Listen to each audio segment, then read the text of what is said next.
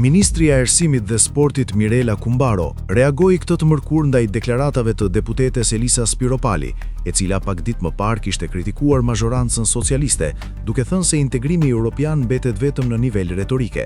Pas mbledhjes së qeverisë, Kumbaro theksoi se ajo i përket brezit që u rrit me thirrjen e "Dua Shqipërinë si gjithë Europa", duke shtuar se sot ndjen përgjegjësi për ta çuar më pranë realizimit të këtij vizioni.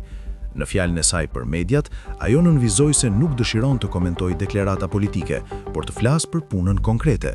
Sipas saj, përparimi i Shqipërisë drejt Europës nuk matet më me fjalë, por me rezultate të prekshme, dokumente dhe reforma të realizuara ndër vite.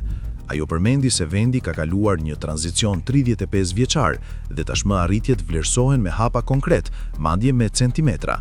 Kumbaro nuk i kurseu ironit ndaj Spiropalit, duke lënë të kuptohet se mazhoranca i përgjigjet kritikave përmes punës dhe vendimeve të miratuara, siç janë aktet e fundit qeveritare.